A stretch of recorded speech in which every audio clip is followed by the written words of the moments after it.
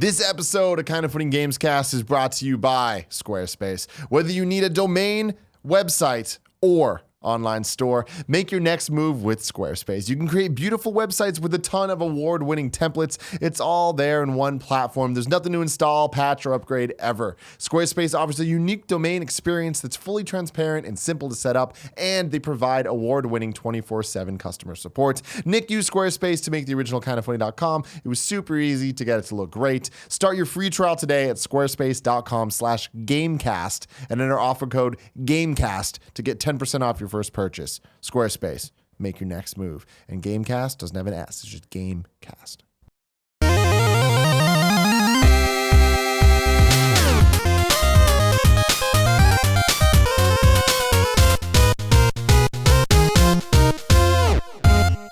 What's up, guys? This is a little different than things we've normally done, but Sonic Mania is now out. Well, tomorrow it's out. If you're listening to this the day that this video comes out, there's a lot of time stuff going on. At the time of us recording this, there's an embargo on the Sonic Mania review, but I have not been more excited for a game than Sonic Mania in a very long time. Sure. So I was like, I want to at least have a initial discussion of this. And when I say initial, I mean, I've almost beat this game.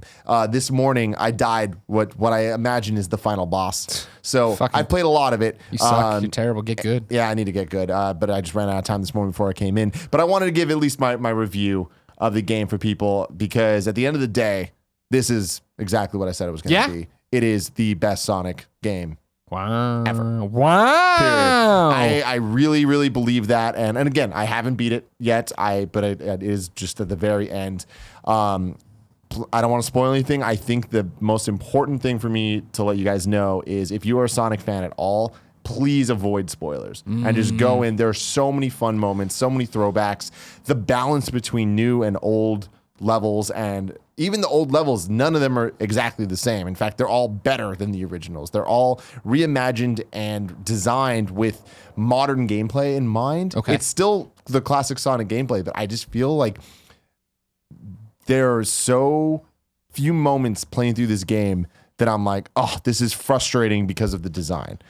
Whereas Sonic, I recently played through Sonic 1, 2, 3 CD and Sonic 3 and Knuckles. Sure. Just to kind of like see where this one would fall. And I just think that, like, pound for pound, every level I'm playing, I'm just like, man, there was so much care put into every aspect of this game that they really were like, all right, we're going to make the greatest hits. And we always talk about, oh, it plays how we remember these games feeling like. This takes that to another level because it looks exactly like it. It sounds exactly like it. And the sound is an interesting thing, because this game isn't, it on paper, it looks like, what if Sonic had another game come out on the Genesis? But it's like, that's not what this is. This is what Sonic would have been had there been a 2D Sonic on the Sega Saturn. And the soundtrack, I think, has a lot to do with that, where it's not the 16-bit Genesis sound font. It is this amazing soundtrack that makes you feel what you remember Sonic sounding like. And I love that, because the music of Sonic is like one of the most important things to me as a huge fan of the game. Sure. The bosses are so creative. The bosses, it's a hodgepodge of greatest hits of the original games and some really great new ones. I have very little criticism of the core gameplay. I think that towards the end, there are some design choices that I'm like, I feel like they're only doing this as a throwback to the shitty design choices of yesteryear. But as to make fun of it, or as like we just have to get this in there? For a while, I thought it was to like kind of just parody and be like, remember when we had to do this shit? But then it kind of gets overused a little bit, and it does add to the difficulty, but it adds to the frustration in a not fun way. Gotcha. So that was a little disappointing to me. But man, like even the bonus stages and the animations between levels to like explain why you're going from one area to the next. Sonic 3 kind of introduced that, and this one really just ran home with it, where there's just so much life in the game. There's so much care put into everything that it's just like, when I'm playing, I'm like, I feel respected as a Sonic fan, which is something I haven't felt maybe my entire life. Yeah, I mean, for me, you know, as we always talk about, a lapsed Sega fan, not even burned Sega fan, right? But somebody who loved the Sonic on Genesis and stuff. Since I've been playing this at preview events, Judges Week, stuff like that, it was the the fan service shining through even for me, right? And to your point, I don't want to spoil it, but you know what I'm talking about. That boss battle I came back from Judges Week where I was like, Tim, holy fucking shit. They told me I can't tell you, but I'm going to tell you. Yeah. And I told you what it was, and I was like, holy shit. And then even last night, I played for just a short minute. I went through Green Hill Zone where I'm running from the guy stomping after me. Mm-hmm. Yeah, you know what I'm talking about? Okay. Yep. Played through that boss fight. And even that boss fight alone is such a great, I mean, it's the first boss fight. It's in the second level. Yeah. That to me is an example of what this game is. Yeah. It's like, we're going to throw this at you right from the get-go, and you're going to be guessing every step of the way what's next. Right. And I love it. And there's so many times where like I'd be like, what is the next zone going to be, new or old? And when I found out, I was either like, man, I love the design of this new area. It's super, super cool and fresh. Or I was like, wow, we're going back here. And it really felt like, honestly, I feel like the best way for me to explain what Sonic Mania means to me and how much I feel like they nailed it, I have never felt the way I do about this game from a video game, with one exception, and that is Metal Gear Solid 4. Wow. When you go back to Shadow Moses, yeah. Like, there are moments going back to random zones and stuff where I'm like, it felt like revisiting a place I hadn't seen in 20 years. Sure. Even having just played through those games recently. And I love that. Like, that shows that there was care put into it. It wasn't just like, oh, hey, we're going back. It's the greatest hits. We're going back to the levels. It's like, no, it's like, it feels like there's a reason that we're going to the areas that we're going to. Sure. Yeah. But to my thing of like, well, how it was the boss battle that I saw at Judges Week going to be the one throwaway piece, or is every level packed with fan service like that? I don't want you're being good about spoilers. I'll be good too. But when you go through the first giant ring in Act 1 of Green Hill Zone, right, and you pop out in that other place to play that other thing, which I don't know if it's been shown or anything because I haven't been following this game closely. But that was just like, this makes me want to go play every level because I want to have these kind of experiences of jumping through and being like, I don't know what the fuck's on the other end. Yeah. It's not necessarily going to be what I've been doing. It's going to be something different that I haven't seen in forever. And I also love it because Sonic is an interesting franchise where, the people that grew up playing Sonic 1, 2, and 3 on the Genesis love them and love those games for what they are. And then there's the fan base that is the adventure people, and then, there's fan bases for the other stuff as well. But by and large, a lot of people it's easy to shit on Sonic. There's the Sonic cycle. Yeah. And the Sonic cycle has been broken. Generations broke it many moons ago. But when we got Sonic the Hedgehog 4, I was so excited that it was going to be what I wanted, and it totally wasn't. And then episode 2 came out, and it was better, but it was not what I wanted. This is Sonic the Hedgehog 4. And I say that proudly, not the way I talk about Tony Hawk's Pro Skater 5 or, all these things that I was like, oh man, if they did it again, it'd be awesome. No, but this is awesome because I really do believe it is better than those other games. Wow. Like I believe that it has better music than Sonic 2, which was my favorite soundtrack of the series. It has better level design than Sonic 3, which definitely had the best level design of the franchise, and it has more levels. I feel like Sonic 1 did a really good job. The pacing was fucking horrible, but it did a good job of having levels that were based purely on speed and momentum and the physics playground idea, and then there was levels that were a bit more slow paced and platform focused. And the pacing of how those levels played out in Sonic 1 was bad. Like Marble Zone being the second one, like slowed things to a fucking crawl. And that's why everyone is so critical of Sonic being like, you're trying to go fast, but why does it slow you down? It's like, no, but there's platforming as well. And I think that this game does the best job where every level has both of those in some way, where it's like when you're moving forward, you feel like you're doing it right. And there's that sense of adrenaline when it's still just a quick time event or whatever, Sonic going through shit and whatever, but you're excited to see what's on the other side. And the fact that there's a boss in every level, like whether it's a mini boss in Act 1 or a real boss in Act 2. And they're very creative with the bosses. There's so many throwbacks to other Sonic games, but also just other Sega franchises in general. Like I really don't want to spoil big things and surprises because they're awesome, but there's certain things that I feel like a lot of people won't know. For example, the announcer in this game, like when you do the time trial mode or the competitive mode, is the announcer from Daytona 500. And it's like, it's just things like that are so awesome. Where the moment I heard it, I'm like, wow, they did it. Like they really went out of their way to make sure that everyone involved in this game is the right person for the thing. That's awesome. Even seeing the competitive mode where it's squished and it looks just like it used to. It's like they really cared, and there's a lot of unlockable stuff that I still don't have yet. So I don't even know all the things that are in the game, but I am I played it through on PlayStation 4. Can't wait for my Switch one because that's where I really want to go in and like get 100% of everything. There's no platinum on Switch though. I don't care though. Idiots. I get to play it wherever I want. But man, I'm so happy that a game I'm excited for on this level finally delivered in this way. A retro game. Pretty good year for you, Tim. It is, man. It is. Swinging for the fences, and it's been working so far. Yeah. What are you so gonna do? I'm hoping it keeps up. Mario Odyssey. I mean, that's the one that everyone expects to be good. Yeah. But Don't yeah, let us I down, really Nintendo. hope this game sells well. I hope that. I think it will. I think reviews are I going to do be too. like this, where I think it's like, oh, this is what people love about Sonic, not what they didn't like about Sonic. But what I'm really interested to see other people's reviews because the Sonic franchise is something that I care a lot about. Yeah. And I think that a lot of the websites are just going to have a fairly generic review that is, they're going to give it a good, it's the best Sonic ever. And it's like, all right, cool. Do you really think that though? Or are you just saying that because that's what you're supposed to say? Sure. And whatever.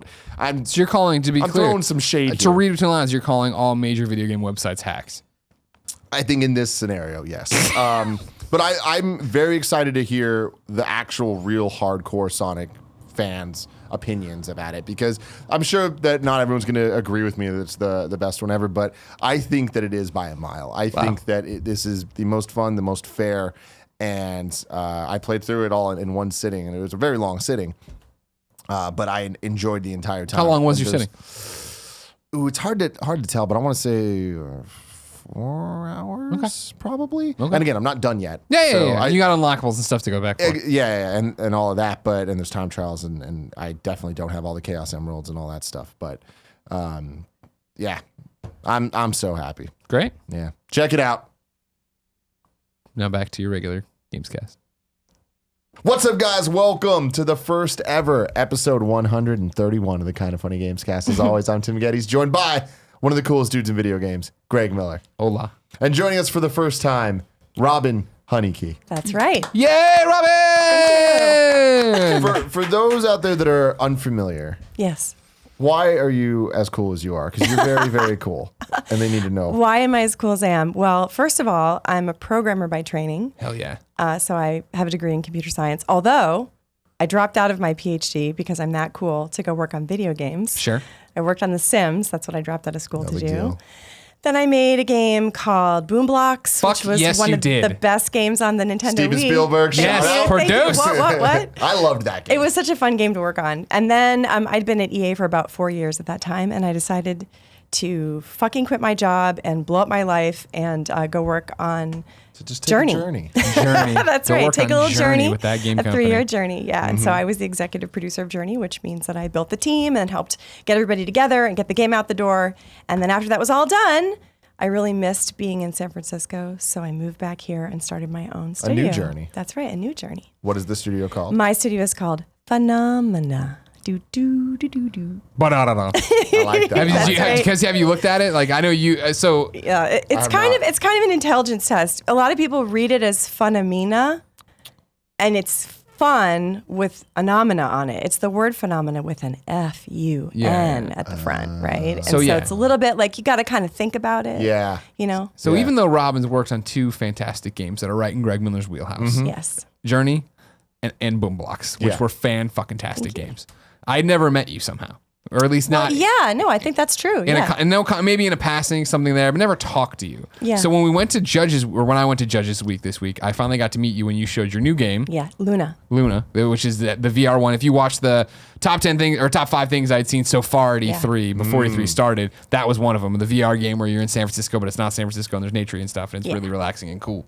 And talking to you, like that was the thing. I was like, Brandon Jones was the moron who put on the VR headset and was playing the game. And me and her just talking. I'm like, Yeah, you we gotta did. come on the show. You're amazing. Blah, Yeah, it blah. was so fun. So then we finally made it happen to have her come on the show. Yeah. Well, because I remember back when Journey was happening, Yeah. that, was it did you come on Upper Noon, or were you just there at IGN with Greg? Actually, I was. You had the scarf. I remember this. I did do the interview for IGN for the potential game of the year. Judgment Day. Not knowing that we were going to win. So I was kind of like, that was actually really early on in the process when we had released the game, but none of the award shows had happened, and everyone kept nominating us for stuff, and it was like, well, we get noms because we're an art game, and people give you noms, but you're not going to win. You're not going to like win. You don't get let it go to your head, kid. You don't get a chicken dinner. No, you don't get to go home with a trophy. And then we ended up fucking winning everything. It was crazy. It was just, you won at DICE as well. We won so many awards at DICE. It was actually embarrassing. Like you get up and you go, and then you get up on stage, and then they go, quick, go back downstairs, go back down and sit, so they can film you standing up again. Sure. And after the third time that happens, you're just like, well, couldn't we have spaced these out a little bit? Like, we tried. You're winning every category. It was really awful. Like, it was great, but it was also a little bit intimidating to win these huge awards, like,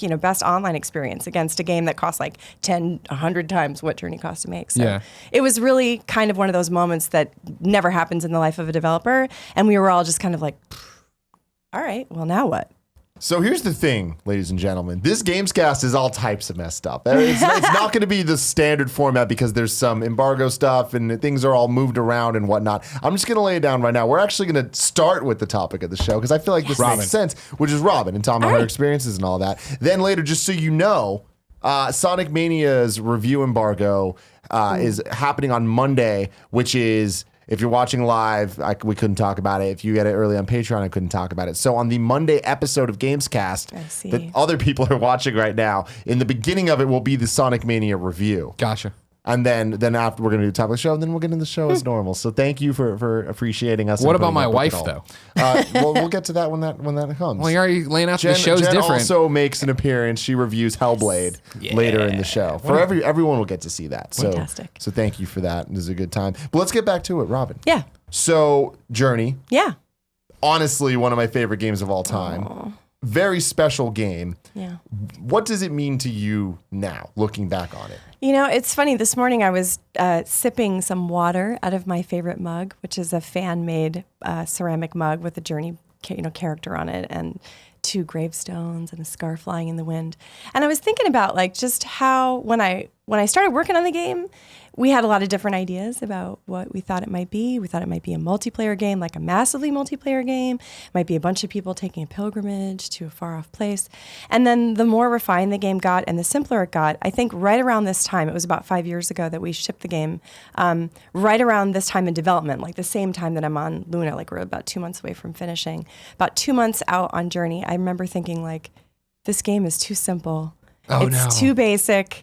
We're going to get just shredded by the press and the fans. Everyone's going to say it's too basic, it's too simple. But we had such ambitious ideas, and it had gotten down to such a sort of a very classic and streamlined form that it felt to me almost like it was too easy. Like it just, every little piece fit together. And I felt like, well, it's so simple, I just don't know. And then when it went out, everybody was like, it's perfect. And so I think that I'm thinking right now a lot about Luna and getting it done, and this feeling of simple is good. You don't have to put every single thing that you thought of into the game, and it's probably better if you don't, and to just really focus down. The ideas come so fast now on the team, and the way that the game is coming together is so and I really love this moment in a process. So on Journey, that feeling of it's all coming together, love the moment.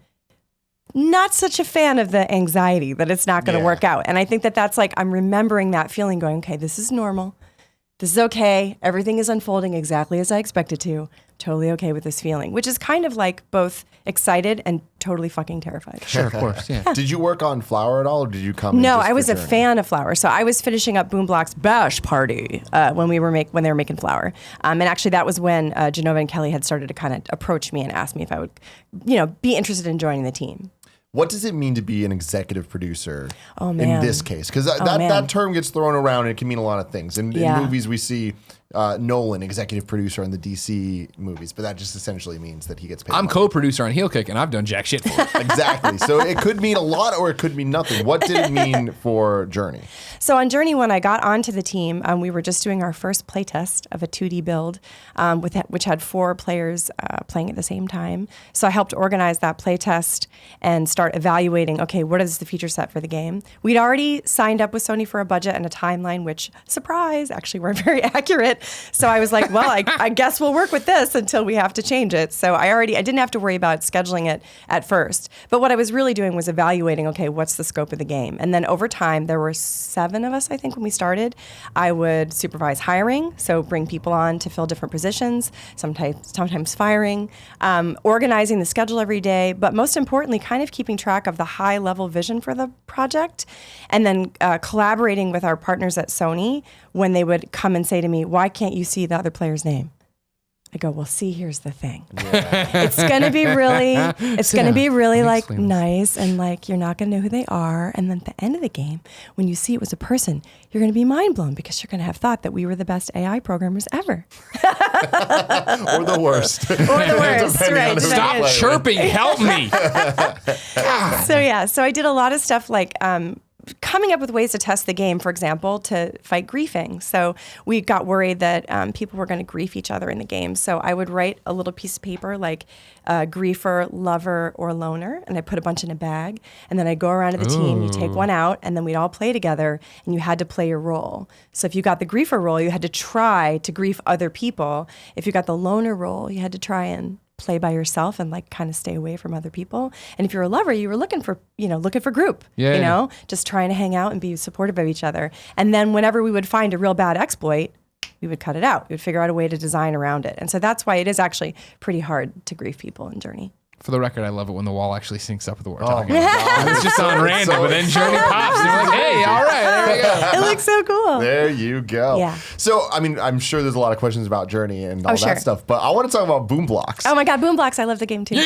So, I didn't know you were a fan of Boom Blocks. Dude, I know it predates you at IGN, but Boom Blocks became the premier, hey, Damon and Greg are drinking, let's have a party game. And you just go It's such a fun game. Oh my God. Boom Blocks, I think, was really important because it was one of the first third-party Wii games that were like critically well received. Yeah, that shit won a BAFTA. Yeah. I mean, and it was awesome though. And I feel like there was a lot going into it. It was kind of like, what is this game? It's just kind of like Steven Spielberg. It's Jenga meets Angry Birds, but I don't even think Angry Birds was out at that Angry time. Birds was not out. And let me tell you, we did consider making a mobile version, and that's one of my biggest regrets is that we didn't actually end up pushing that through. But, not everybody can win all the time. But for those of you that don't know, Boom Blocks is a game where, I mean, essentially it's Angry Birds, but in 3D, and you use the Wii remote to throw things, and it felt so satisfying. I felt like it was such a natural iteration from the people that got hooked with Wii Sports in the early days of the Wii. And this was like, no, but here's a game though. Right, like, that was the thing. There's a challenge, there's a score. You feel like you're actually in control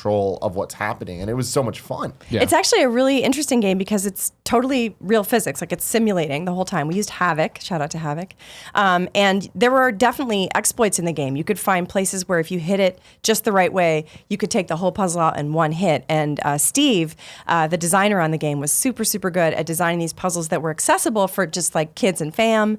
But if you were one of these people that was like, I know there's a way to do this, you could figure out the one shots. And then we were able to give you really hardcore gold shot scores for a lot of the puzzles in the game. So yeah, and we didn't just do one, we did two. So we built the engine and we made the editor. The initial editor for Boom Blocks was actually a text-based editor. You would actually compose the puzzles in a text-based editor. Yeah, using little ASCII. It was just crazy. But eventually we built a 3D editor, The other side. And then the second game, we shipped the editor so that you could basically make your own puzzles and put them up online. And we ran a server for about 2 years.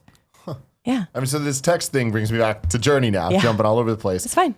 Earlier you said there was a 2D version of it? Like, what did that Yeah, look top down. like? It was called the Dragon Prototype. And it was basically a series of rooms. It was kind of like a dungeon crawler. It was top down, and everybody was essentially a tank. So it was like a circle with a little arrow or dot pointing forward. There were 4 colors, red, green, blue, and yellow.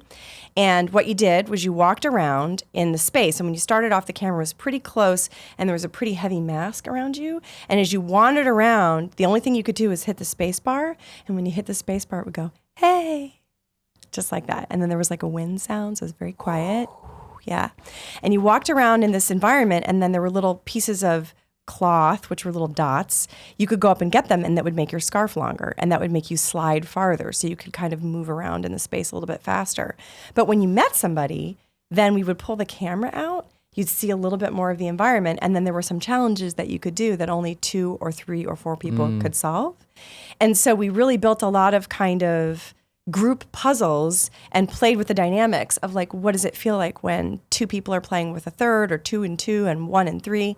And we realized that the dynamics of that kind of a space is really complicated, and in a lot of cases it becomes very competitive and not very supportive. And so we ended up axing the last 2 players and just focusing on 2 people, because it's much easier to build a relationship with one other person over a series of games or a series of experiences as opposed to multiple, which is, I mean, no comment on the San Francisco poly community, but, you know, having more than one partner can be difficult. Well, that, you know, to jump from what the prototype was to the finished product, that's always, I remember that being so many people having that wool pulled off their eyes at the end of like, I've gone through this entire game with this one person and you'd get there and you played with like 5 people. You're like, what the hell? How? Yeah. And then the next time you go through, you realize that they have different symbols. You start to see the people and as different experiences, as opposed to when you first go in the game. I think a lot of people see the other journeyer as like a means to an end. And this is like very deliberate, right? We really wanted people to think about, well, like, how do we see each other in online games? Like, the whole point that Genova was making with the design, I think, is that online games can be about more than just like using another person to get the goods and the things that you want. And our relationships in life can be more than that too. And that's why I think a lot of people were moved by it, because even though we weren't like beating you over the head with that point, it comes through in all the mechanics. How much thought was there put into people that are going to play it just by themselves and not even connect to the internet at all? Quite a bit, actually.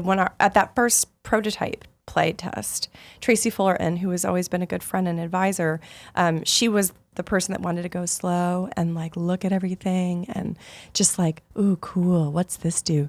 And so while she was playing, people kept coming over and being like, hey, you know, and she was just like, fucking leave me alone, you know? So at the end, when we did our debrief, she said, you know, I'm a story poker hunter type person. I like to know what's going on in the world, and I don't want to feel like I'm holding back someone else.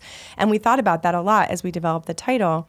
And so the whole idea was, well, think about it like this. It's like, it's a ruin.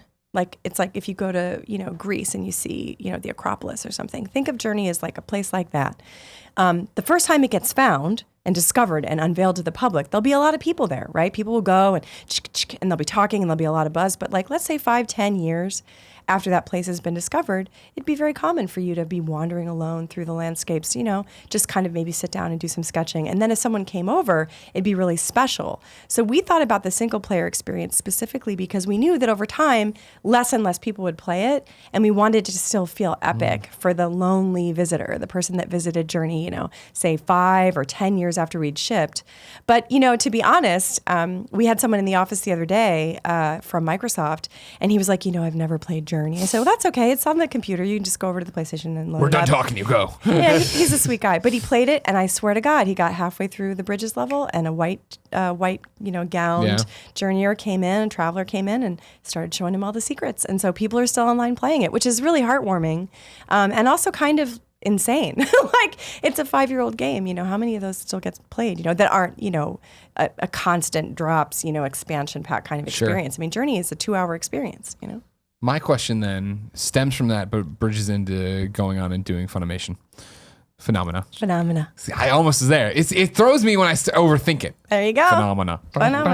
Because the reason I knew the song immediately is because when I was doing the video, I went to look up how to say it. I was like, this is going to be the hardest thing to figure out. And on their website, they're like, click this if you don't know how to say it. It's the Phenomena. That's awesome. It's the Phenomena. Very smart. I was like, damn, you guys are on it. When we first launched Kind of Funny, in that first GDC where we were down at the Patreon office doing things, Genova came in and we talked to him. Yeah, he's so awesome. And I've known him for years. And it was that thing of just like, so yeah, that next game's taking a while. And he's like, you have no idea how difficult this is, the stress we're under. And like, we know we have to follow this up with something that is part of this lineage. Yeah. For you going off, starting your own studio, starting this own thing, were you crippled by that as well? Of like, well, how do I fucking follow up Journey? Actually, so it's related to your question about DICE. So when DICE awards were getting announced and nominations were getting announced, I'm on a mailing list with a bunch of people that are in the industry, and they were like, "Oh, Robin, are you going to be going to DICE?" And I had never been because I didn't run a business at that time, and Sure. I just started running the business. So I thought, okay, well, no, I don't really go to that thing. It's a biz dev conference. They're like, well, you're a CEO now. I was like, oh yeah, I guess I am. Doesn't seem that way, but I guess I'll put on a tie. So Martin and I drove from Los Angeles to DICE because we were like, well, we can get like a cheap flight and then drive, and then we'll go on vacation. We'll go to the Grand Canyon, right? And then it won't be a waste because we were really under the impression that we weren't going to win. So we went, we met Genova and Kelly there, and we won all the awards that we were nominated for except one, I think. And then we were just like, holy shit. So we got in the car and we started driving to the Grand Canyon, and there was a huge storm coming. And it was a snowstorm. So we barely beat the snowstorm. We got in, bedded down for the night. It was like, snow. Got up in the morning and we were sitting eating pancakes, looking out the Grand Canyon, except there was no Grand Canyon. It was just this empty, white field as far as you could see. And we were sitting there, and then the clouds started to break and the sun came out, and you could see the snow settling into the canyon. It was super beautiful. And Martin turned to me and he was like, okay, now we have to start over. Like, that's it. Like, the next thing that we do has to be whatever we want, and we cannot hold ourselves responsible for having done that, because that was fucked up. That was like, that was not what I expected. And I was like, yeah, man, like if it goes like this for the rest of the season, I mean, we're going to take everything, and then like, it'll just become one of those things that everybody knows about. Sure. And like, that's not something that you ever expect. So, okay, we're just going to, right now, we're cutting the tape and we're starting a new tape. And the new tape is like, we'll probably totally fucking fail. And that was really the only way, I think, to process it for us, was to just go, okay, this is amazing and terrifying at the same time. And the next game that we ship will be amazing and terrifying at the same time, but they're not the same thing and they're not connected. And I think being a new studio, starting fresh, moving back to San Francisco where all my friends were, like I had really been missing living in the Bay Area. LA is awesome, but I lived in Santa Monica, and everyone in Santa Monica is super tall and super fit and like incredibly young. And I was starting to feel like I'm an old lady. I'm just like really just shriveling up. I was ready to be back in a town full of nerds and people that were just like, let's do it. So I think starting over. It's 60 degrees out. Yeah, it's almost sunny. Like that was a good deal for us. And really in life, I think it's sort of messed up, but Luna in some ways is about the fact that in life not everything goes well, and it's personally inspired by some events in my personal life, but now everyone on the team, we all go through experiences in life where we think, that was one drink too many. Or I really shouldn't have sent that text message. Sometimes those things are connected.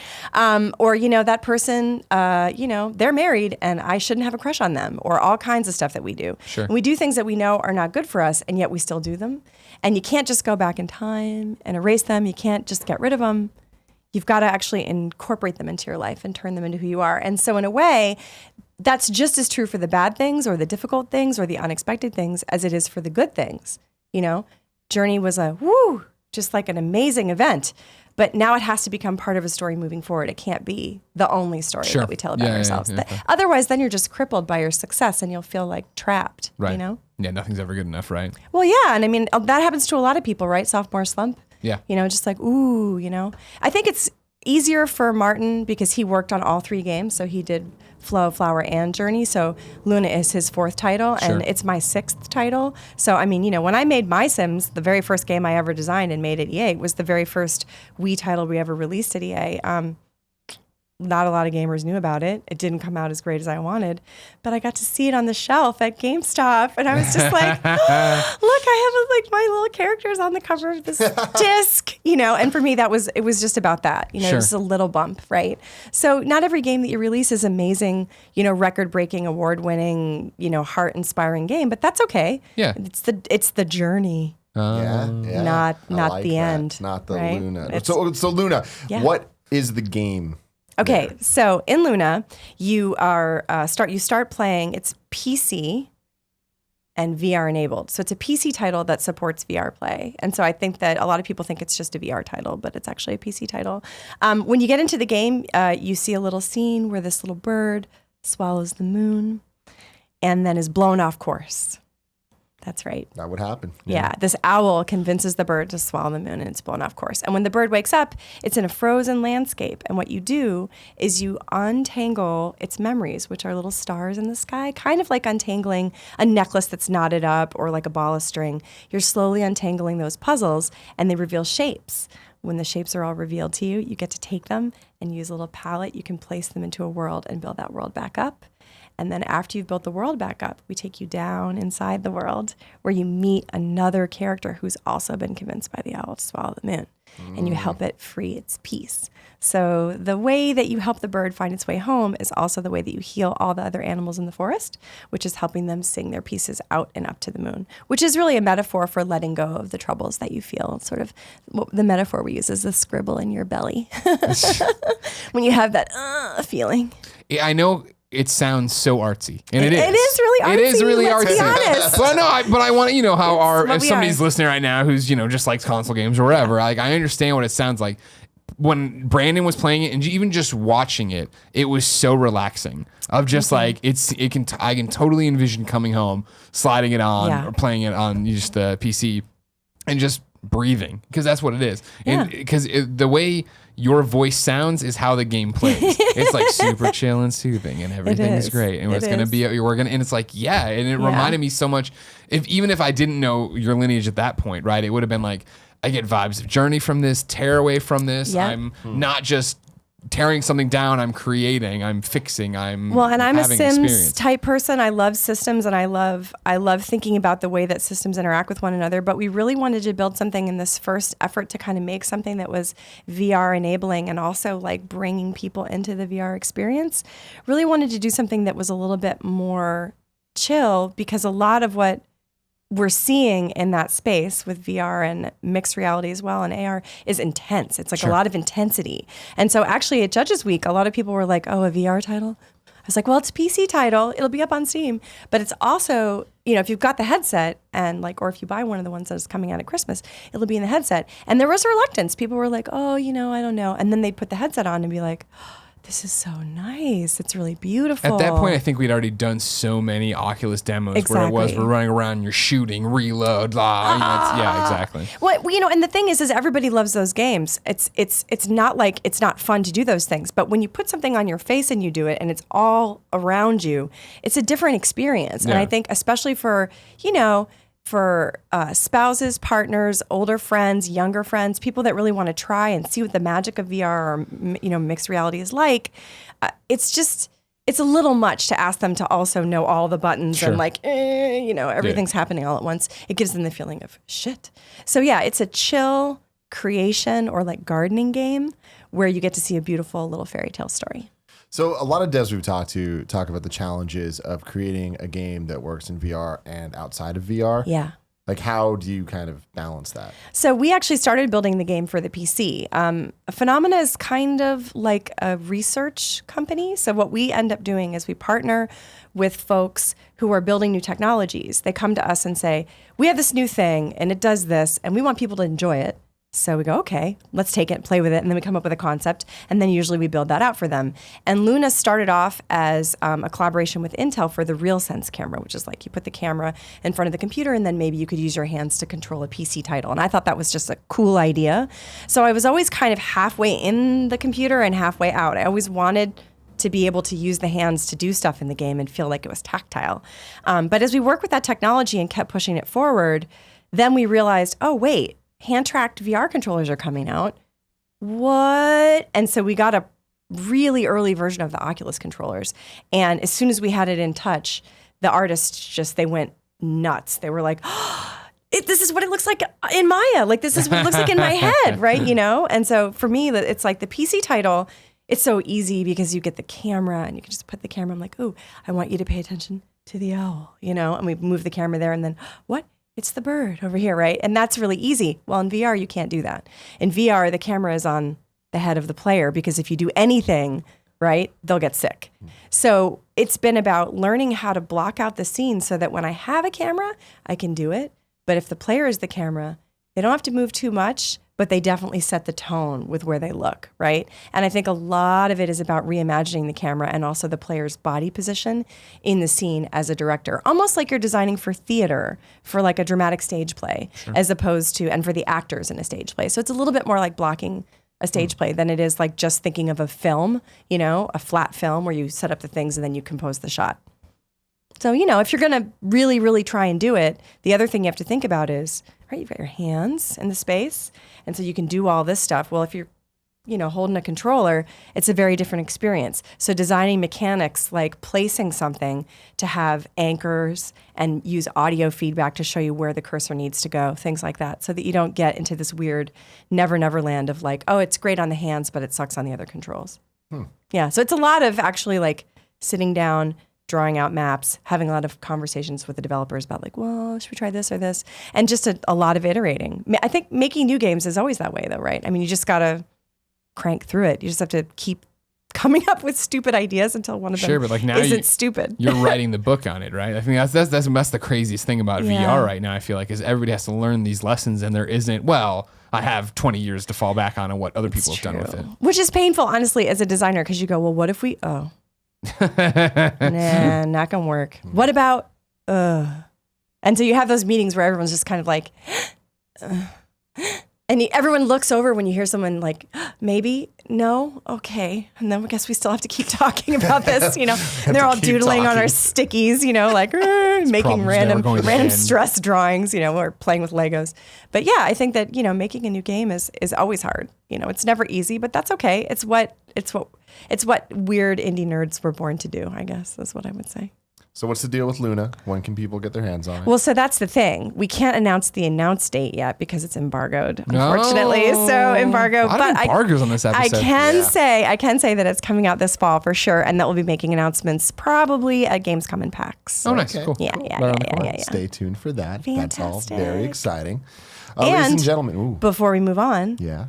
I brought you guys some stuff. Oh, what? I What'd did. you bring us? So in my mini Bring bag me an of owl. things, I've always wanted an I have a giant owl. bag. We left the owl in the bag too long. That's right. I have a little owl. I brought you a fat stack of t-shirts. Hell yeah. Look at that. We have girl-size t-shirts because we're awesome, which show all the animals in the game. Ooh.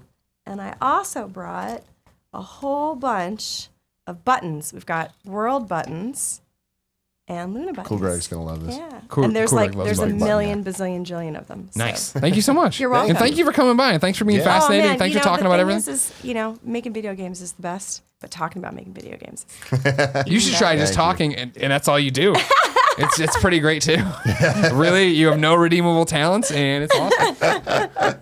Ladies and gentlemen, this is the Kind of Funny Gamescast. Each and every week we get together, talk about video games and all the things we love about them. You can get it early by going to patreon.com/kindoffunnygames, where you can watch it live along with us, or you can get it early then on Friday. It comes out as for the public on Monday. I'm all thrown off. You walked you stumbled into this one. I did. But you guys know. Patreon.com/kindoffunnygames. You could watch it early. How early? This early. You're watching it right now as we record it. If not Friday, audio and video, patreon.com/kindoffunny. And if not that, youtube.com/kindoffunnygames and podcast services around the globe. Absolutely. Mondays. Now it's time for This Week in Gaming History. No, it's not. I was going to say, don't you want to... I'm all messed up, guys. I'm sorry. Now we're talking about what have we been playing. Greg, what have you been playing? Out here, what I want to toss out number one is I was going to tell you off the air, but if you're all messed up, I'll just tell you right now. Yeah. My God, Robin, I've worked with him a long time. Yeah. You are so fucking good at interviews now. No. I didn't have to do anything that entire time. Every time I was about to ask what I was thinking, you did it. And I was like, well, all right, I'm just along for the ride. I just copy Greg a lot, if I'm being completely honest. You're the great. best. You're great. Well, thank you. That does mean a lot to me. What I've been playing is a lot of embargoed stuff, Tim. A lot of embargoed stuff. So I'm up that same thing where I was just like, well, can't talk about any of that stuff. So I played all the way through twice now. Batman, The Enemy Within. Wow. Evil Within. No, Evil Within's a different game. The Enemy Within, episode 1 there. I did it as the bad Batman. Then I went with Troy and Anthony. The video's up on youtube.com/kindoffunnygames. And then I went home, played it with Jen. Love my life. Yes. My wife. I love her so much. Shout out. And I wanted to be good Batman there because I had my Batman save. Still ended up in hot water with Commissioner Gordon at the end of the episode. And now I'm legitimately like, do I play it a third time to correct this one I thing? would. I'm obsessive that way. I would. See, I would, but then I kind of like the idea of I rolled the dice and that's what it is, and now I as Batman Bruce Wayne have to live with it. Do you know that there is a different ending to that? Oh yeah. Okay. Because I mean, it does the telltale thing at the end of like you and X number of I people or a see. percentage of people, you know, ended on this relationship with Jim Gordon, and I made the choice. I'm not gonna spoil anything. No spoilers here. I made a choice that I was like, he's gonna be mad, but if I get results as a good guy, it'll be okay. And he was still just mad about it. I was just like, well, God damn it, Jim.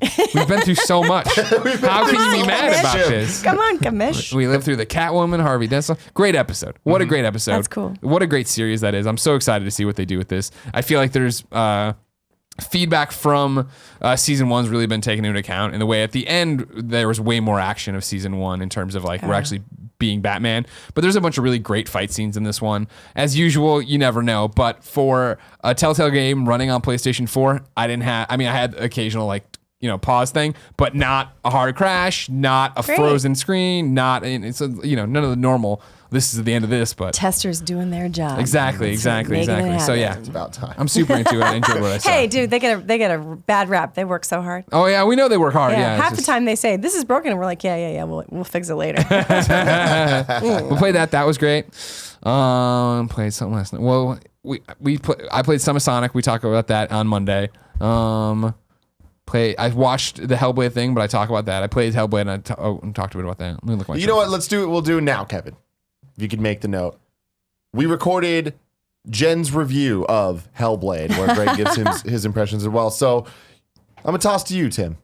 So, Jen. What? You are now joining us via the power of editing. Thank you for being here. You have beat Hellblade. I have a lot of free time. Yeah.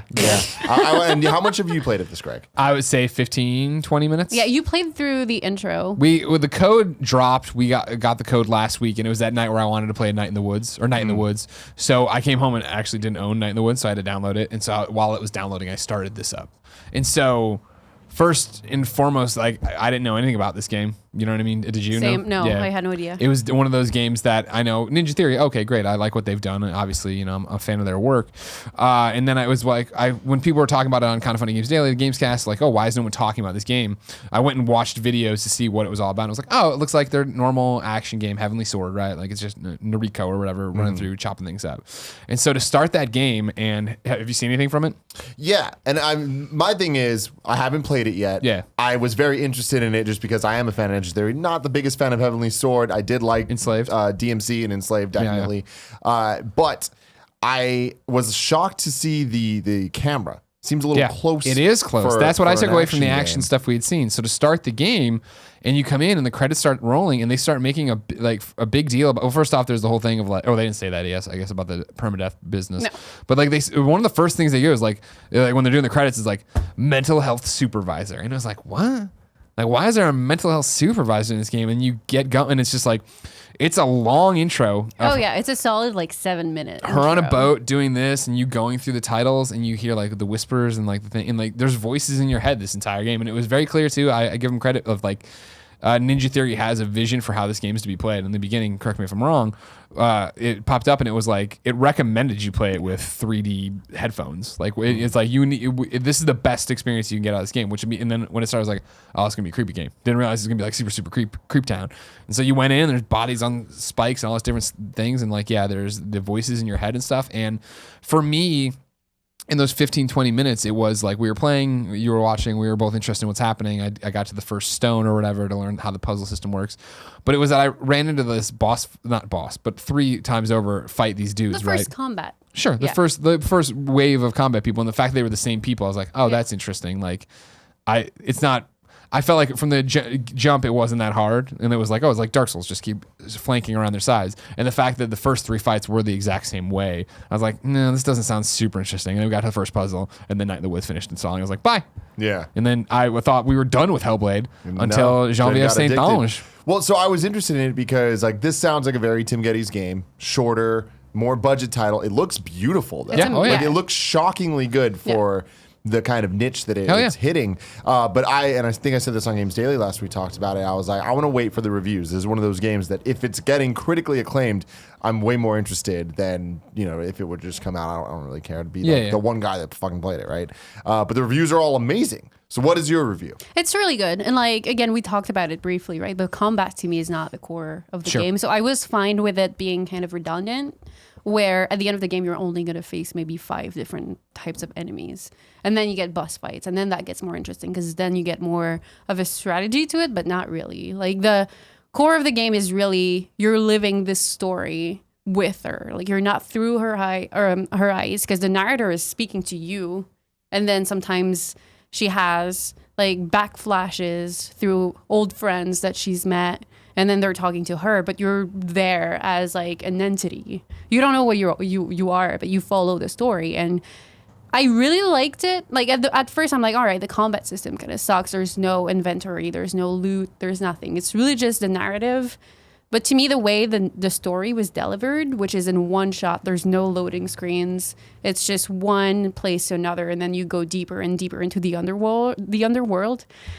English. It's really good in a way that story delivery is awesome. How long was your experience with it? It's 6 hours. So I love that. I love that I don't have to, just grind and grind and grind. You just keep going and the story keeps on. It's very vague at the beginning, but then the more you explore stages, you go into this kind of flesh universe at once with people trying to grab you. It's really cool. It's got really amazing shots. And is it scary? Oh, it's so spoopy.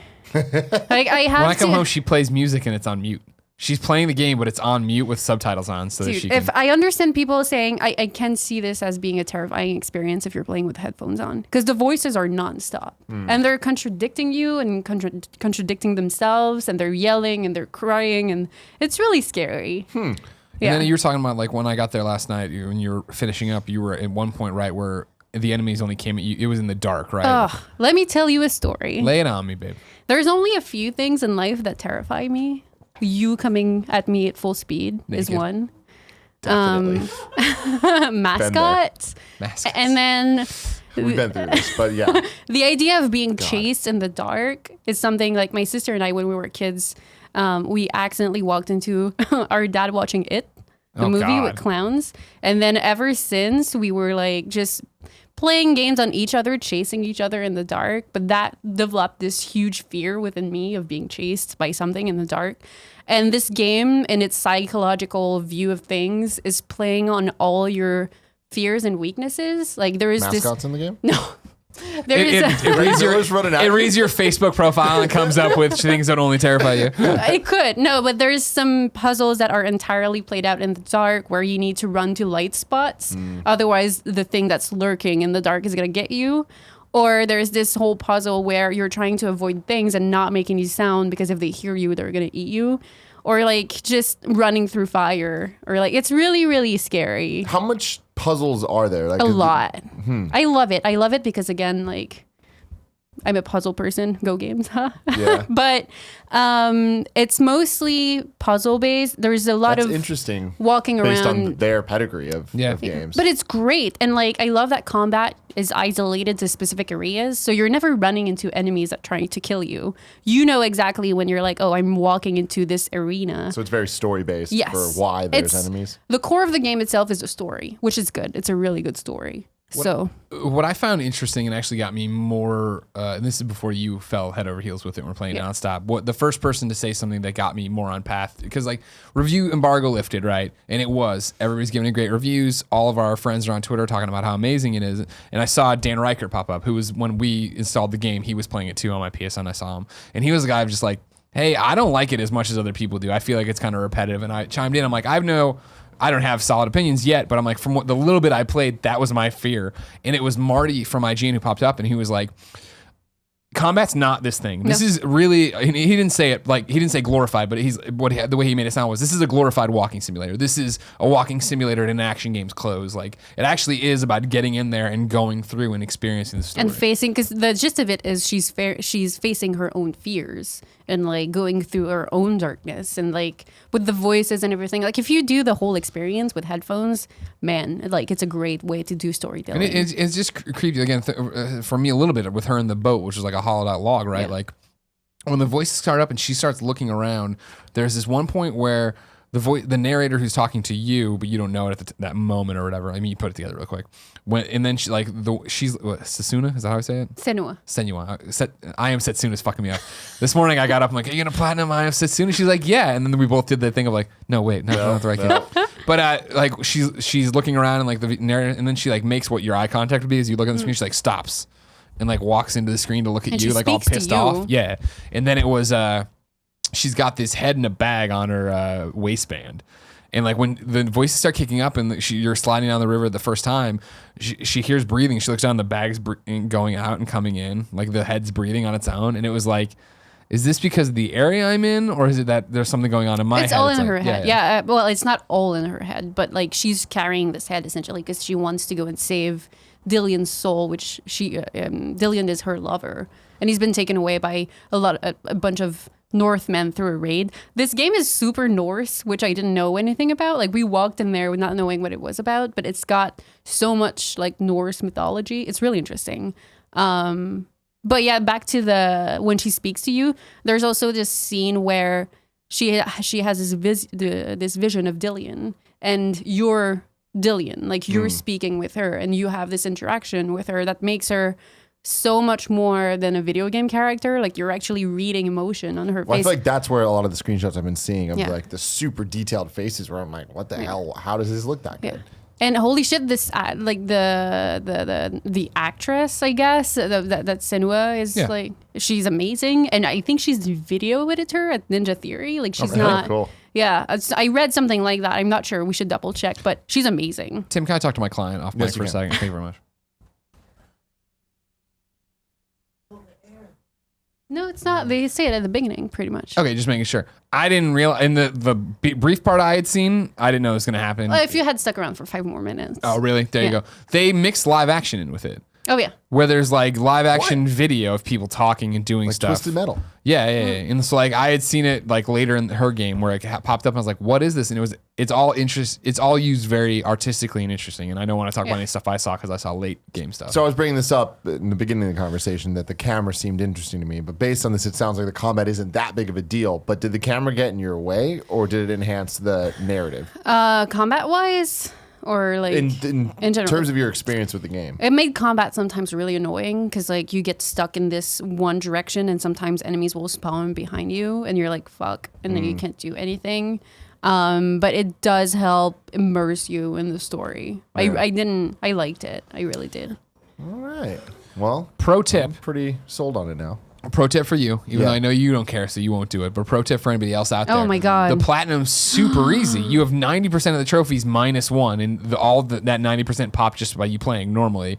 But the last one is to get all of the, what do they call them, lore stones. Lore stones. And there's 44 of them, which aren't bad.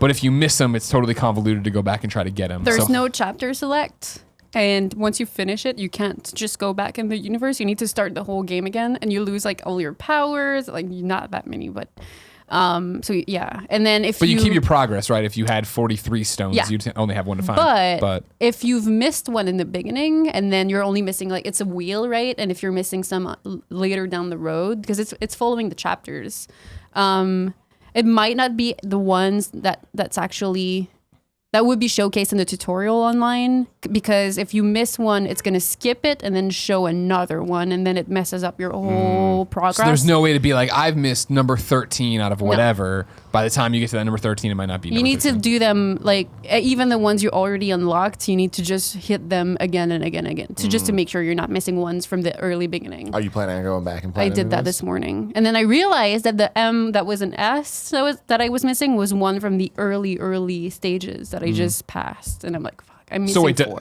But does it sync up or not sync up? Fingers crossed. We'll see. Now I have to go through like 3 other chapters to figure out if it's synced, but I'm still gonna unlock everything. Whatever. Okay. I'm gonna tap everything again. Well, Jen, thank you very much for joining us. Thank you for inviting me. Yeah. All right. Back to you, Tim. And now we're back. Thanks, Tim. And also, thank you, Tom Bach, Patreon producer for this episode. You make the wheels turn on this big, beautiful bus. Wow, yeah, all right, yeah. Greg, don't Now, worry. I didn't know where you're going. Yeah. You jumped off the trapeze, but you grabbed the bar. You did great. I didn't need you at all on that one. So what's exciting, of course, is that, we're so busy running around playing these games we can't talk about. We go to Vegas tomorrow. We're all very excited for this trip. So exciting. I'm very excited, of course, to be back on a Virgin America plane, my natural habitat. And I'm going to get to play some Switch. I'm very excited to play new things on Switch. I need to figure out what it is. I need to do it. I went to. Do you know what you're playing on Switch?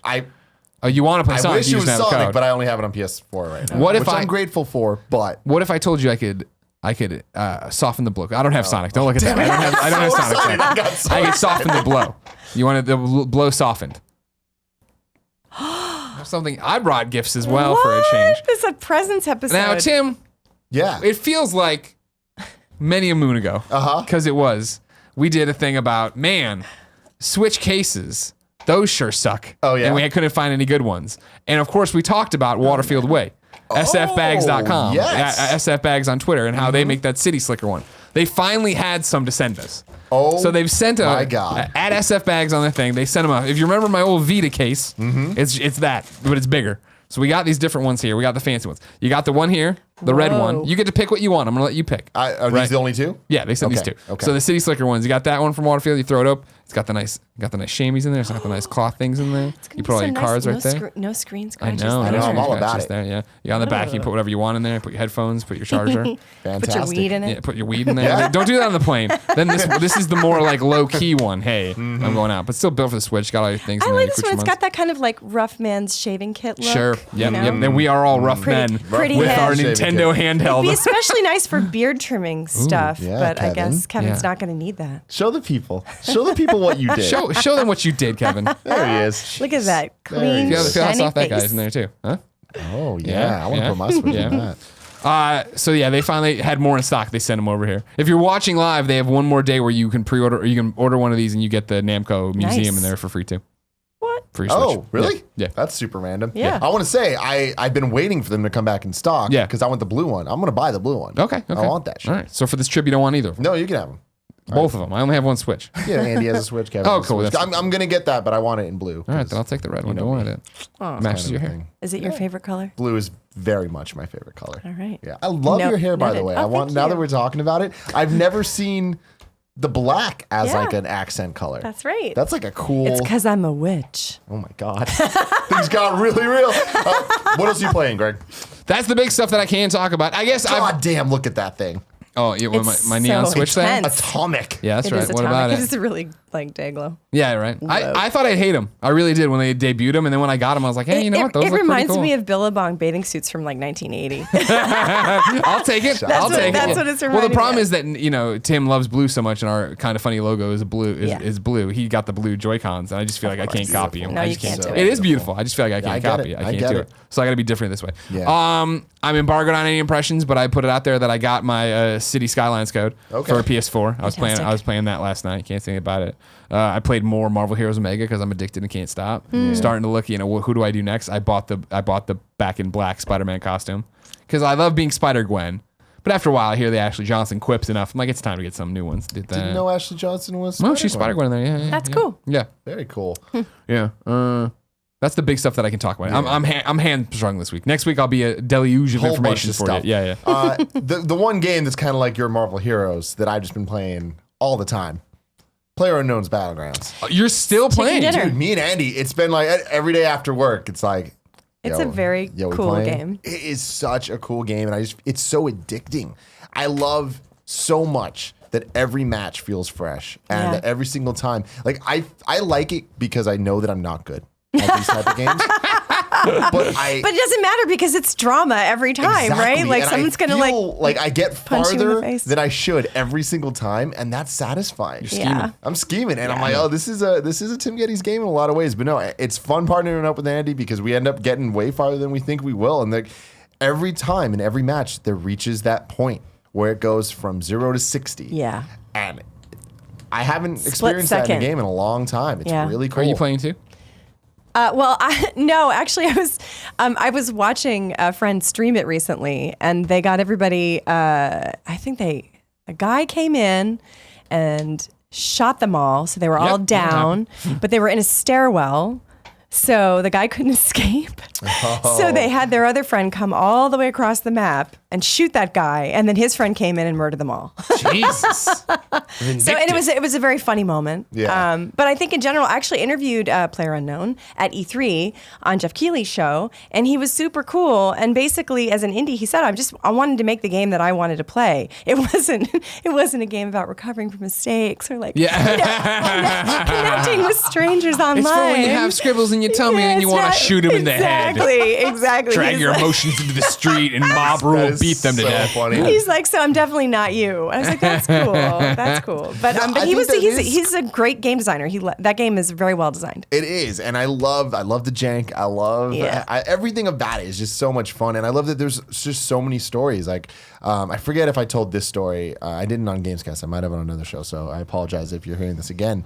But I had a bunch of my friends come over, and all of them are different levels of gamer. Some of them, like my friend Curran, who is like used to be all MLG CS on the PC, so he's really good at first-person shooters and third-person shooters on PC.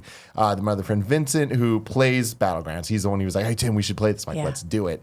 Then my friend Danny, who does not play games at all, and then there's me, who I'm not good. But I was like, we got PCs here. We can all play together. Like, we're lucky that we have the studio where it's like, this is kind of like old school LAN party type shit. I'm like, let's do it. So they all came over and we were playing. And we're just following Vincent's lead. He's telling us, let's do all this. He gets in the car. We all get in the car. And as we're going, my friend Danny, who doesn't play, has a sickle. And he's just like, you guys all have guns. I only have this sickle. And he's just like, wait, how do I use it, though? It's like, just left. And then Vincent was in one room. The rest of us were in the other, which is a bad idea when we're following his lead. Yes. We're just driving, and all of a sudden, I just noticed that we're driving in a really weird direction. And we're just like, what the hell? Like, where are you going, Vince? And we just hear Vince from the other room go, guys, get me. And we look at the map. Danny had sickled Vince, which knocked him out. So he was like bleeding out in this field. The car was on a hill. So we're three of us in a car just aimlessly going down. Wandering. And then we had to go back and get him. And it was just like one of those moments where like we aren't even engaging with enemies. And there's just a story being told. There's something happening. Yeah. And it was just so much fun. That's why that game today on that is why the game rocks. On Kind of Funny Games Daily, somebody wrote in today who hasn't played it and was like, I don't get it. Why is this game taking off like this? The meta narrative, totally. Yeah. People, I don't understand. Like, if you jump in there, it's the same thing with like me with Friday the 13th, where it's like you play that game and sure, getting away from Jason's the story, but like the interaction you have with this one guy who does this or leaving them in the boat, or when we did play PlayerUnknown and we followed Andy and I was like, all right, cool. And then we died. I'm like, fuck you, Andy. I'm doing it by myself from here on out. And like a little thing of like how I'm going, but I can see you guys on the horizon. It's weird stuff like that. Yeah, it's good. It's so much fun. And then the other game that I got to play that the embargo is up so I can actually talk about is Metroid Samus Returns. Wow. I got to play the Let's Play that is now up on youtube.com/kindoffunnygames. That was 10 minutes of it. And I highly recommend you watch it if you're a Metroid fan, because this game is a lot different than I expected it to be. Really? You a big Metroid fan? I am, actually, yeah. So I have beaten every Metroid game with the exception of 2. Okay. And this being a remake of 2, I'm really excited to get my hands on it now, but I wasn't when this game was first announced. At E3, Metroid Prime 4, I lose my mind, super excited about that. And then after the Direct, they were like, oh yeah, also we're making a new 2D Metroid game on the 3DS. And I was like, awesome. I guess. That's great.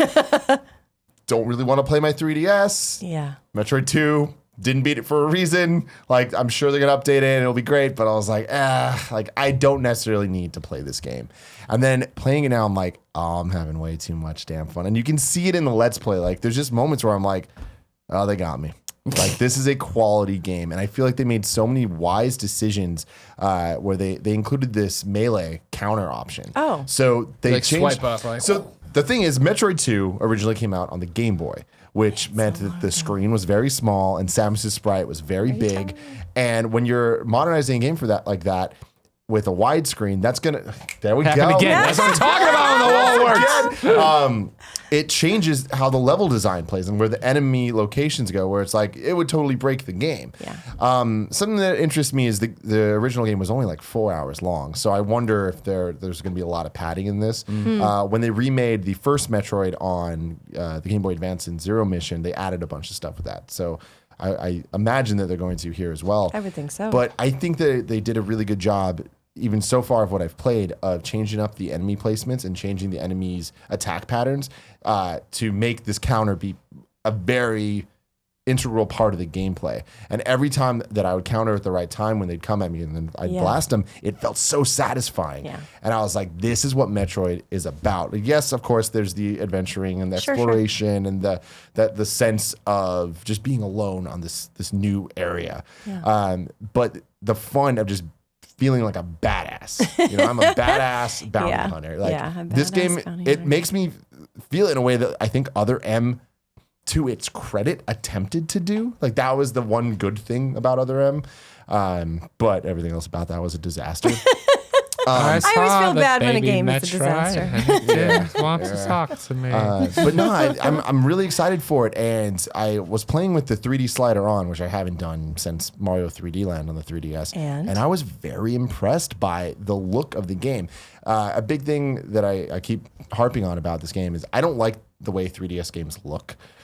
Like so explain that. Why? So there's something about it where just the resolution of the screen, especially when you're playing on an XL, which I feel like is the only way to actually do it. Everything's it always seems blurry. A little blurry. Even if the slider is off, it always looks like smudged a bit. It reminds me of how N64 games looked compared to PlayStation games. Right. Okay, You know, sure. Where it's like comparing the Vita to the 3DS, and I understand that there's a lot of There's no hardware- comparison. Well, yeah, hardware no comparison difference at there. all. Yeah. But it's like it's the smudge is that always bothers me. But even more than that, it's the insistence on a polygonal art style, where it's like I'm a sucker, and I know we've discussed this a million times with Sprite. Like hand-drawn sprites take a lot of time. They do. Maybe not worth doing, probably, and that's why they do this. Is this more Metroid? Yeah, it is. They have that appeal though, right? They just do. Yeah, and there's something special about it, but it's like with this, I can tell that it's easier to do, and that's just the way it has to be.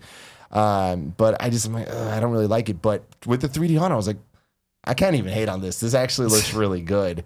A problem that I did have that I didn't talk about at all in the Let's Play is I was fumbling with the controls a lot because of how it looks. It reminds me too much of Smash Brothers. And I can't turn my brain off.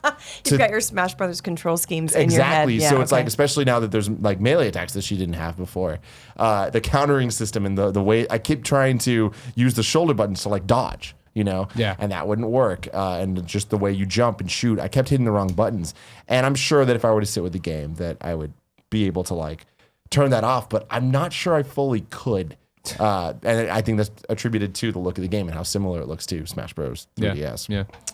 But I went from, I'm happy this game's happening to, I can't wait to play this game. So Nice. That's cool. very excited for that. What have you been playing? I actually just finished Edith Finch. Oh, very nice. Sounds like a very you game. Yeah, so I mean, I'm friends with the developers, and I had been watching it come along throughout its career as a game, and it's just always nice to see something that a bunch of people that you care about worked on really hard. Yeah. And I really found it was just very beautiful. Like it's a really immersive and beautiful world, and I really enjoyed playing through it. At the end, I felt a little bit like, I wish I could have. I don't know. I wish I could have, done something. I don't want Change to the outcome. I just don't want to. I don't want to spoil it. So I had a little bit of a forlorn feeling at the end, but in the same way that I did when I finished Firewatch, like, I'm a hopeless romantic, I guess. But I really enjoyed it. And then I'm always playing Lost Cities with Tim Schafer on my iPhone, always. And we are in a dead tie right now. I don't know what Lost Cities is Lost Cities? Oh my God, you don't know Lost Cities? No. What? Okay, it's basically gin. So Okay. you're playing cards and you want to get to a certain number of cards in your hand. There are 5 colors. And there are only 10 cards of each color, and you're both trying to put down the right number of cards. So if I invest in red, and you invest in red, well, then we're going toe to toe. Gotcha. And so you get the cards, you get a spread of cards, and then you can decide where to put them down, but you're also watching your opponent to see where they put their cards down, just trying to make sure that you don't let them get the 20 points before you do.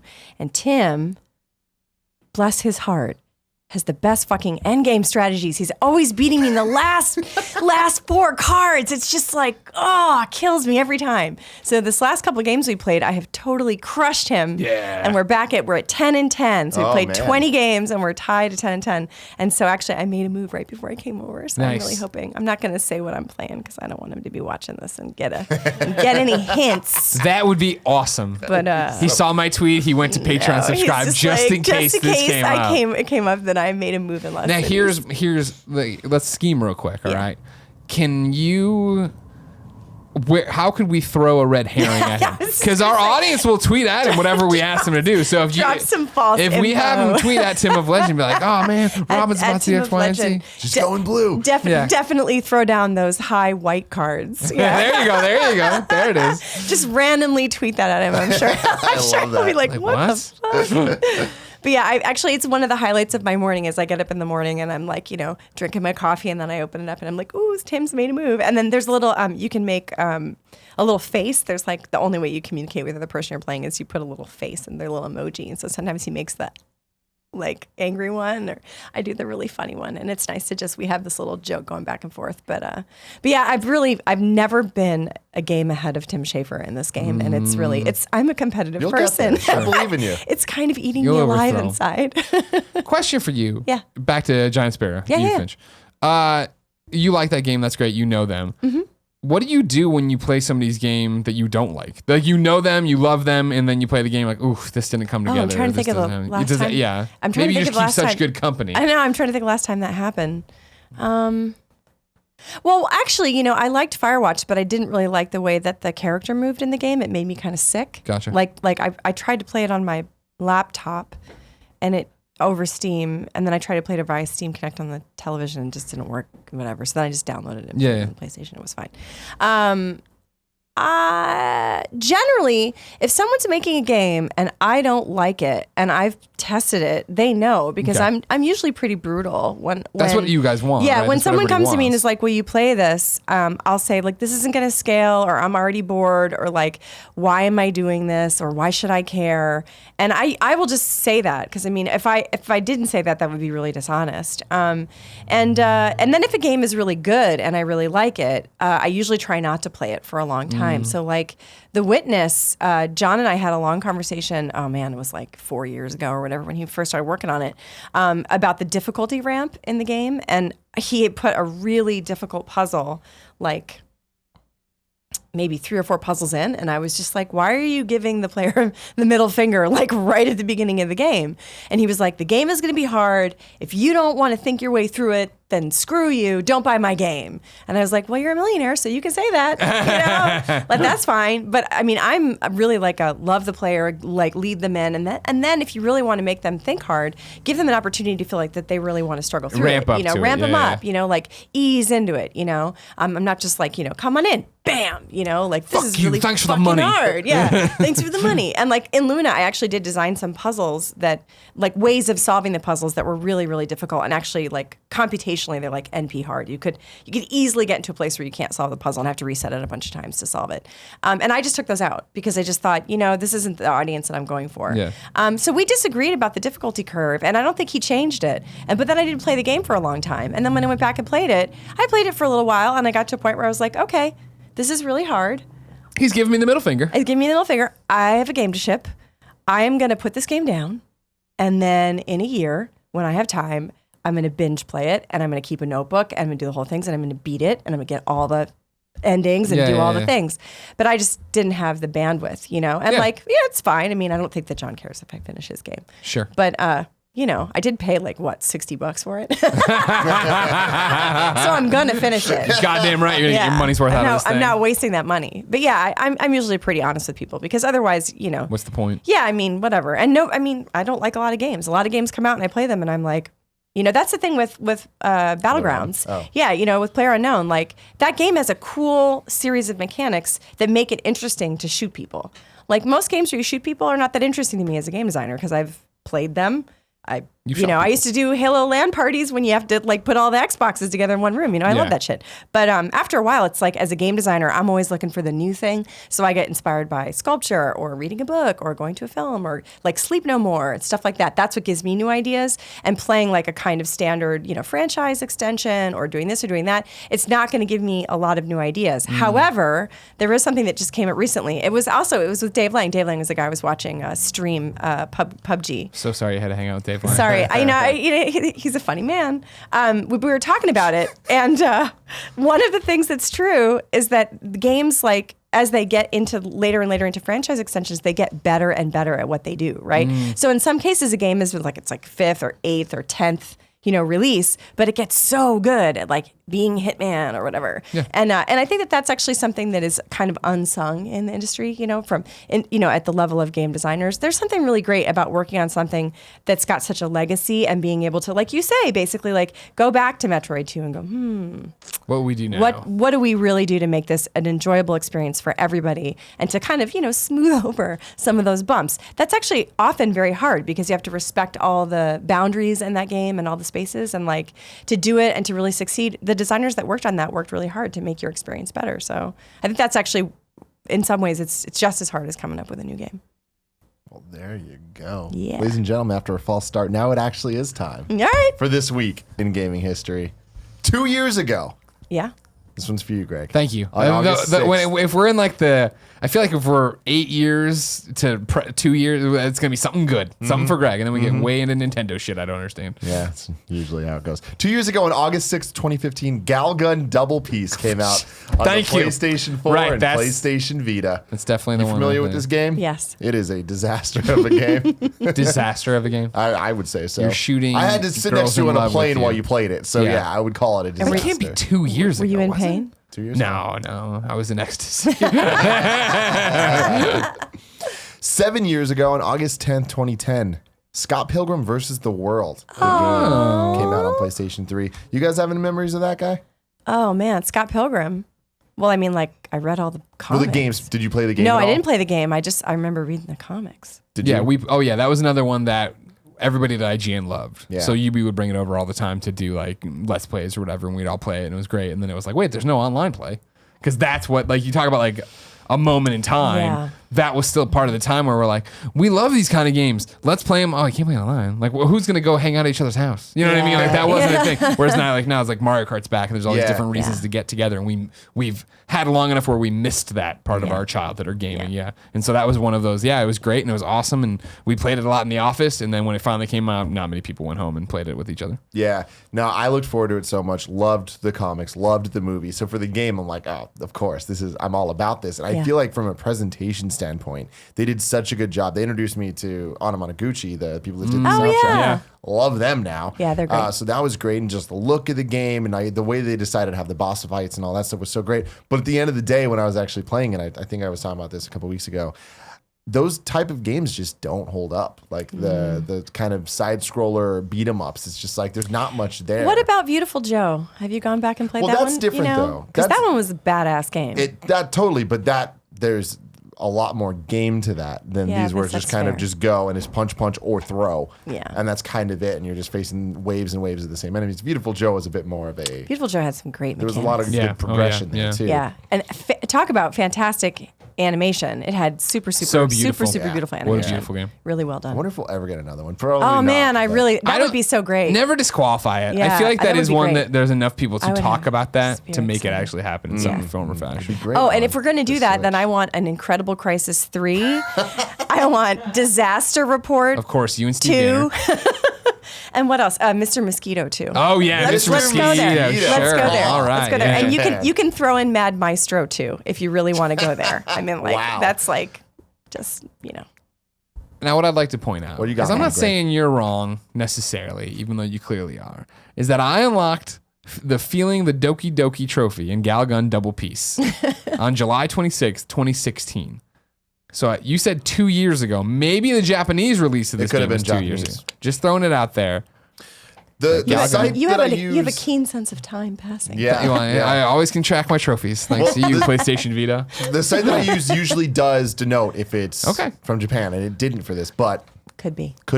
definitely could be. But the thing about Scott Pilgrim is I was just kind of hating on it for a second, but the boss fights I did really enjoy, and I thought that they kind of and again even Ninja Turtles and Simpsons and all that did a great job with boss fights as well. But I feel like for a game coming out in 2010, it did a great job, but it was really damn hard. It was brutally hard, and I felt like I needed multiple people to play with me because doing it single player, I never beat it. And then here's some fun facts for you. On December 30th, maybe it's a not fun fact. Oh, not actually. fun fact. December 30th, 2014, Scott Pilgrim vs. the World, the game, and its DLC were delisted from the Xbox Live Arcade and PlayStation Network, possibly due to license expiring. They don't really know why. However, the game is technically still available should one find a download code due to their inability to expire. so that's interesting. Great. And then on August 10th, 2016, so last year, 6 years ago after the game's initial launch, Scott Pilgrim creator Brian Lee O'Malley created a post on Twitter stating that his number one goal in life is to get Scott Pilgrim vs. the World, the game, re-released. That's so cool. there is a hope. I feel like he can make that happen. Yeah. Or just remake it with somebody else. He's a super it again. nice guy. I sat at a table with him at a wedding, and he was really, really cool. When was the whole the wedding? time? It was a while back. He's dating one of my really good friends, best friends. And it's like a Cool. whole weird situation. Cool. Yeah. I think he could was have there been with at the a same table. fellow comics creator, and she had on amazing gold shoes. I'm a shoe person, and I remember Whose thinking, wedding was it? It was Kelly Santiago's wedding. Oh, okay. Yeah, yeah. And I was like, oh, your shoes are amazing. I'll like- never forget this. I And he's could- like, I was made kind of Scott like, Pilgrim. I don't care about Scott Pilgrim. Yeah. Where did you get those Yeah. shoes? They were beautiful. If you're not, you should read Snot Girl. We should make Snot Girl a required reading. Snot Girl's really good. We'll do that. We'll do that. 9 years ago, on August 7, 2008, Fire Emblem Shadow Dragon came out that's a on great the game. Nintendo DS. It is a great game, but I had some issues with it. Oh, why? So here's my thing. It was my I love first that DS. handheld Fire Emblem game that I played. This was, if you don't know, a remake of the first Fire Emblem game on the NES. And my first Fire Emblem experience was Super Smash Bros. Melee when I was introduced to Marth and Roy. Mm-hmm. And I loved how they played, so I was like, I need to play these games. There was, in America, the only one that was released was on Game Boy Advance, and I just didn't get into it. But then when Path of Radiance came out on GameCube, I was all about that, and to this day, my favorite Fire Emblem game. So then when this one came out, I felt like it was a step back, being a remake of the first one. yeah, and it's on its, Yeah. See, So I hadn't had that experience, and I was like, this is so juicy. Yeah. I loved it. And the idea of playing a Fire Emblem game with the touchscreen seemed so amazing. Yeah. And I feel like they didn't actually master that until the 3DS games. So it's like that that's- Shadow Dragon to me yeah. is a little bit iffy. But it is Marth's story, if you ever It's wondered. probably not unlikely that they weren't actually developing it for pen gameplay, and at the last minute we're told, we got to figure we this out. got to figure this out, Yeah. you know? Just, 11 you know. years ago. 11 years ago on August 8th, 2006, Dead Rising Hey! came out on the Wow. Xbox 360.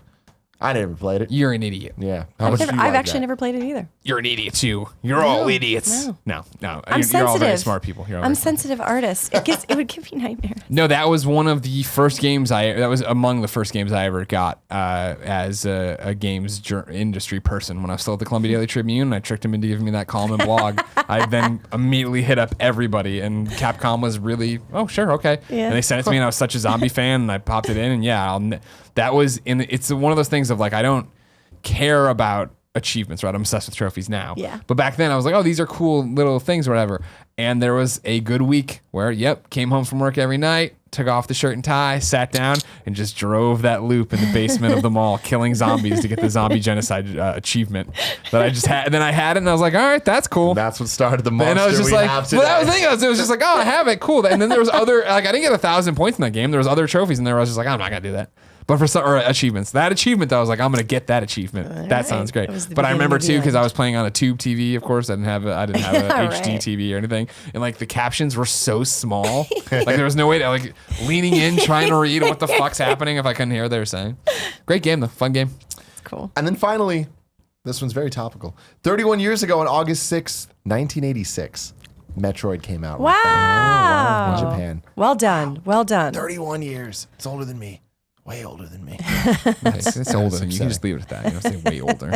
Way older. Robin, thank you for joining. This has been a very interesting episode. I'm sorry that it was kind of all out of order and weird. I hope that you can figure it out. But you were an amazing guest. Thank you. I love being on shows. Yeah. Turns out. Good. We do a lot of them, so well, if you ever want to have me back, absolutely. Maybe next time I'll wear a funny hat. Yeah, a funny hat. Yeah. Okay. Yeah, maybe I'll shave. Yeah, Kevin Coel. Ladies and gentlemen, thank you for joining us for this episode. Let us know in the comments below if you're excited for Metroid Samus Returns. And until next time, I love you. See ya. Bye. Guess what, guys? From Monday, August 14th till Sunday, August the 20th, you can get up to 40% off stuff at kindafunny.com/store. Am I excited? You bet your ass I am. Are you excited? You should be. Excited to throw money at us, 40% off type money, whatever money will do. I don't know. There's a whole bunch of stuff. Go check it out. It's the normal store stuff, but there's some new stuff. There's some old stuff. It's going to be a great time for everybody. It might be your last chance to get some of the things. So act now. And then click here to subscribe to youtube.com/kindafunnygames. Click there to subscribe to youtube.com/kindafunny. Click here to support us on Patreon. And guess what's in there? Nothing. Oh shit, there was something.